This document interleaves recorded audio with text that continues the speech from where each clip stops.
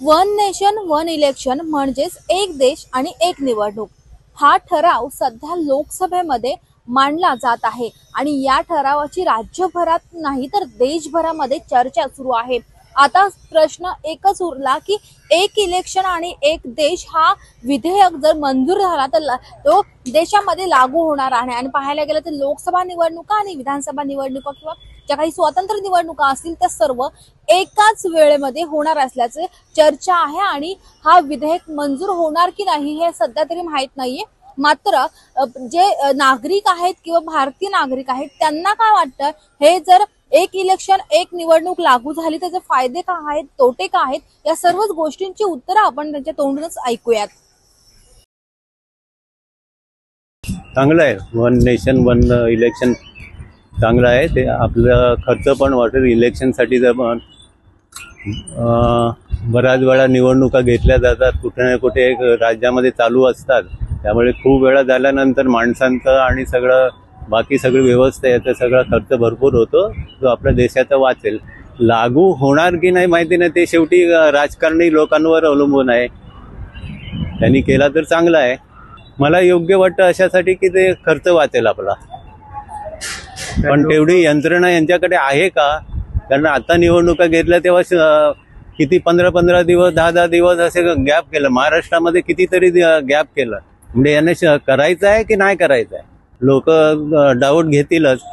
कारण ईव्हीएम मध्ये फक्त भारतामध्ये, बाकीच्या युरोप देशामध्ये ईव्हीएम वर करत नाही। कारण काय माहितीये, ईव्हीएम मध्ये घोटाळे करू शकतात, कारण हे इलेक्ट्रॉनिक आहे। ते जर तुम्ही याच्यामध्ये केलं ईव्हीएम पेक्षा, ते ट्राय करायला पाहिजे एकदा, म्हणजे लोकांमध्ये डाऊट आहे ना तो निघून जाईल। म्हणजे लोकांना कळेल की बाबा ईव्हीएम मध्ये गडबड होते की नाही वगैरे। इलेक्शन आपल्या देशात लागू होणार, कारण की मोदींचं खूपच विचार होतो भारी आहे आणि वन नेशन वन इलेक्शनमुळे आपले देश पुढे जाऊ शकतो आणि पैसे पण आपले वाचू शकतात। त्याच्यामुळे आपल्या आचारसंहितेला भरपूर नुकसान होतं, त्याच्यामुळे ते आपलं देश आपला पुढे जाऊ शकतो। अयोग्य की योग्य? योग्य।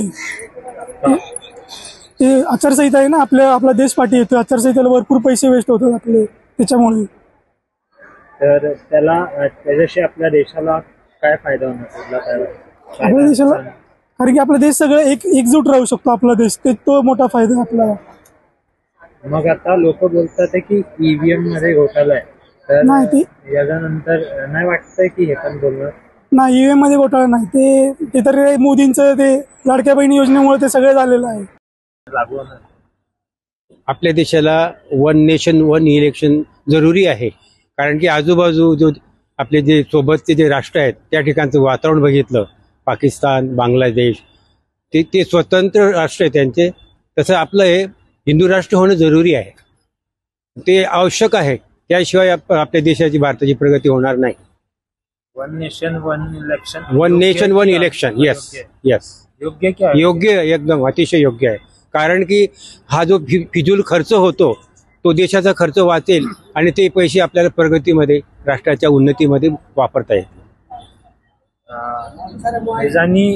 देशाला नुकसान की फायदा काय होणार तुम्हाला, आणि काय फायदा होणार कशाने? One nation one election. One नेशनने म्हणजे पब्लिकला जो घडी दर महिन्याला ऑल इंडियामध्ये कुठे कुठे इलेक्शन असतंच, आणि तो खर्च वाचेल, लोकांचं येणं जाणं, गाडी प्रवास सगळा दगदग वगैरे, आणि ते एवढं इलेक्शन करून शेवटी काही फायदा नाही। म्हणून वन नेशन वन इलेक्शन असलं तर एकाच वेळेला खर्च होईल आणि तो योग्य प्रकारे होईल। ॲक्च्युली हे पॉसिबल नाही आहे, कारण जेवढी मला माहिती आहे त्याप्रमाणे ॲक्च्युली हे जसे इलेक्शन कमिशन्स जसे बोलतात की जर बॅलेटमध्ये वोटिंग घेतलं तर यांचा हा प्रॉब्लेम येतो की यांना काउंटिंगचा प्रॉब्लेम येतो, त्यासाठी ईव्हीएम। आता ईव्हीएमचं काय चाललं आहे, ईव्हीएमचा किती आरोप चाललेले आहेत वगैरे, आणि वन नेशन वनमध्ये ह्यांना इलेक्शन कमिशनला कुठून भेटणार एवढा टाईम? ते योग्य आहे की अयोग्य? अयोग्य आहे, अयोग्य। It should be as per the संविधान लॉ, कॉन्स्टिट्यूशन। हे झालं तर तुम्हाला काय वाटतं, देशाला काय फायदा होणार काय?